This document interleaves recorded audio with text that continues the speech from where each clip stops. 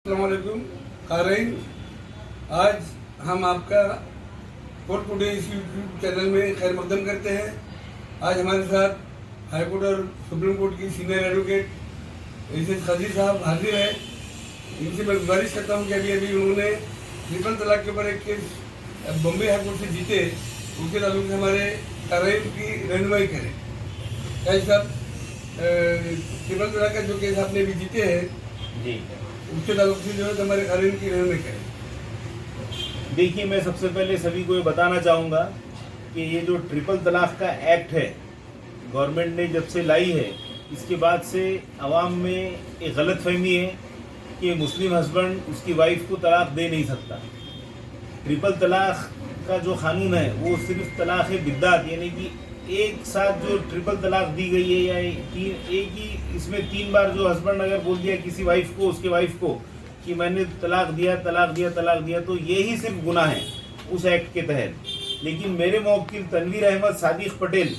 जो कि जलगांव के रहने वाले हैं, इन्होंने उनकी बीवी को सबसे पहले तलाक अहसन की एक नोटिस भेजे थे। उसके बाद में 1 महीने के बाद फिर दूसरी नोटिस भेजे, और इस तरीके से 3 नोटिसें भेजने के बाद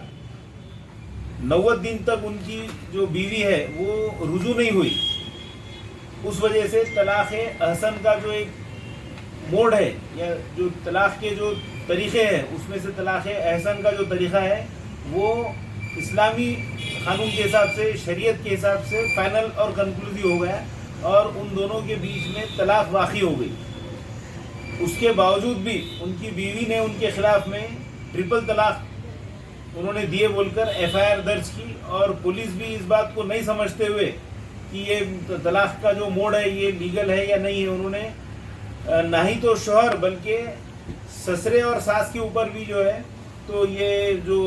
नया कानून आया है ट्रिपल तलाक का, उसके तहत उन्होंने केस दर्ज कर दिए। उसके बाद में जब ये मेरे पास आए, हम लोगों ने FIR चैलेंज किया। जब कोर्ट ने नोटिस इशू किया और दौरान केस उसमें चार्जशीट फाइल हो गई। चार्जशीट फाइल होने के बाद में फिर भुसावल के कोर्ट में प्रोसीडिंग भी शुरू होने वाली थी, लेकिन ऑनरेबल डिवीज़न बेंच जो हाई कोर्ट में जजेस थे, फाजिल जज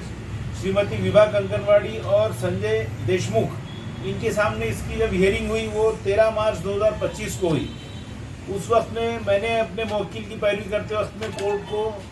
इस्लामी कानून के हिसाब से जो तलाक के 3 अलग अलग मोड हैं उसकी तफसील से मालूमात दी,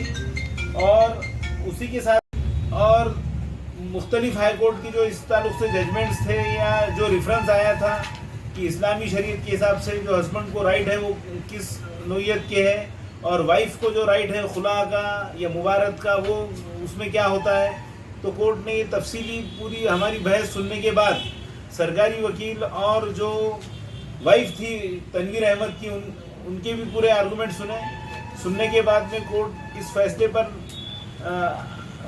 कोर्ट आया है अल्हम्दुलिल्लाह कि ये जो तलाक दिया था मेरे मौकिल ने, तनवीर अहमद ने, ये तलाक अहसन जो इस्लाम में एक वैलिड तलाक है वो दिया हुआ है। और इस तरीके से ट्रिपल तलाक का जो FIR है, चार्जशीट है, और पूरी जो प्रोसीडिंग जो वहाँ पर जुडिशियल मजिस्ट्रेट के पास भुसावल में शुरू थी, कोर्ट ने सभी क्वेश कर दिया है, और इसमें से ये तीनों को बाइज्जत बरी कर दिया है हाई कोर्ट ने। तो इस तरीके से मैं ये कहूँगा कि जो आवाम में गलत फहमी है कि वो शोहर का जो इख्तियार है बीवी को तलाक देने का, वो ट्रिपल तलाक के कानून ने छीन लिया है, ऐसा नहीं है। ट्रिपल तलाक का जो कानून है वो सिर्फ और सिर्फ तलाक है बिद्दात, यानी कि एक ही इसमें अगर हस्बैंड अपनी वाइफ को या शोहर उसकी बीवी को गुस्से की हालत में